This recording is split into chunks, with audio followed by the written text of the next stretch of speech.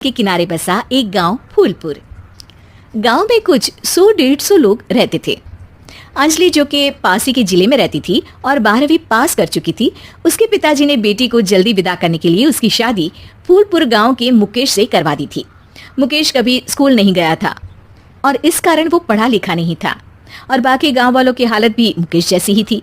मुकेश के घर में उसके माता पिता भी रहते थे। सासू माँ, मैं बाहर मंदिर तक जा रही हूँ, आधे घंटे में आ जाऊंगी। अरे अभी कहीं जाने की जरूरत नहीं है, चुपचाप जाके रसोई में रात के खाने की तैयारी करो। और ये घूंघट क्यों हटा लिया है तुमने? क्या पता नहीं कि इस गांव में औरतें बिना घूंघट के नहीं रहती।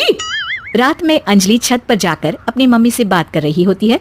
तभी गांव की 3-4 औरतें उसे देख लेती है और दरवाजे पर आकर उसकी सास से शिकायत करने लगती है। और क्या हुआ?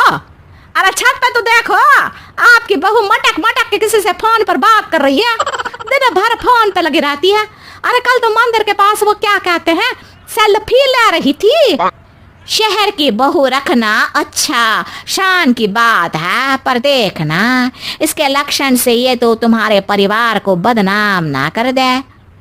ये पहली बार नहीं था जब सास से गांव के लोगों ने अंजलि की बुराई या शिकायत नहीं की हो। अब तो ये रोज की बात थी। अंजलि ये सब सुन लेती है। जब वो नीचे जाती है तो मुकेश भी वहां आ जाता है। सास कहती है, बेटा, लोग घर आकर शिकायत करने लगे हैं बहू के कामों की, देख लो। पति हो, संयम से रखो इसे। माँ जी, मैं तो अपनी माँ से बात कर रही थी, क्योंकि यहाँ कोई बात करने लायक ही नहीं है और अब मैं माँ के पास ही रहूंगी। वहाँ क्या रहना, वहाँ बाहर के लोग तो ठीक है, पर घर के लोग भी इज्जत ना दे सके। अरे नहीं नहीं अंजलि, ऐसा नहीं है, धीरे धीरे सब ठीक हो जाएगा, तुम फिक्र ना करो। अरे बस कुछ बोलना ही नहीं है, सर पे चढ़ा रखा है बहू को।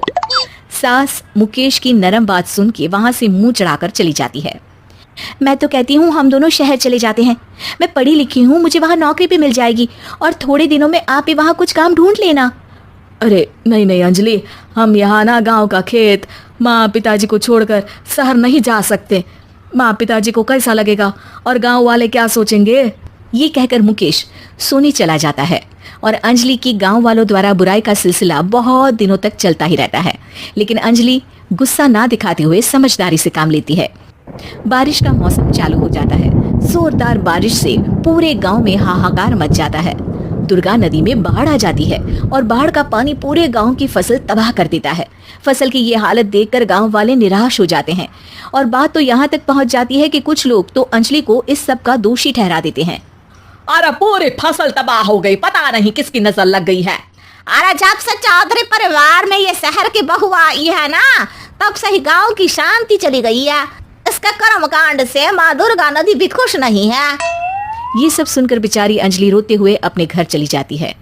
कुछ दिन बाद सभी गांव वाले अपनी फसल का मुआवजा लेकर अपने अपने घर आते हैं। मुकेश भी 1500 लेकर आता है। अंजलि को जब पासबुक दिखाता है तो अंजलि हैरान हो जाती है। अरे, ये पासबुक में तो उन्होंने 4000 की एंट्री करी है और आपको सिर्फ 1500 दिए। सच में? अरे वो सरकारी अफसर आपको बेवकूफ बना रहे हैं। सरकार की तरफ से हमें 4000 मिले हैं, लेकिन बाकी का सारा पैसा खुद ही खा रहे हैं। आप लोग के अनपढ़ होने का फायदा उठा रहे हैं। ये सब सुनकर मुकेश परेशान हो जाता है, लेकिन अंजलि उसे हिम्मत से काम लेने को कहती है और सुबह होते ही मुकेश को पंचायत कार्यालय ले जाती है और साथ में गाँव के और लोगों को भी। आप सरकारी बाबू क्या गांव के लोगों को बेवकूफ समझते हैं? आपको क्या लगता है ये पढ़े लिखे नहीं है तो आप कुछ भी मनमानी करेंगे?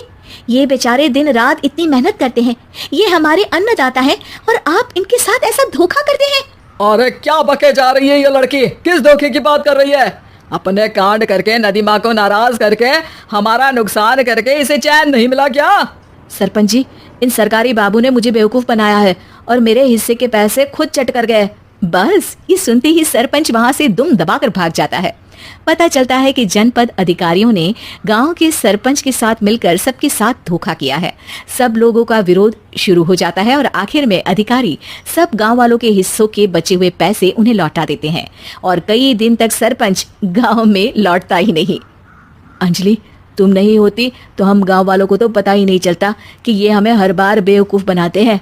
हाँ हाँ अंजलि बेटी, हमें माफ कर दो। हम सब तुम्हें बुरा भला कहते रहे, लेकिन तुमने ही आज हमें बेवकूफ बनाने से बचाया है। हमें तुम पर गर्व है बेटी। अब समझ आया कि सरपंच तुमसे नहीं, तुम्हारे पढ़े लिखे होने से नफरत करता था। क्यों ना इस बार हम अंजलि को ही सरपंच पद के लिए चुन ले, क्या कहते हो गांव वालों? पढ़ी लिखी सरपंच। बस पूरा गांव अंजलि के लिए ताली बजाता है और अंजलि की सास उसे खुशी से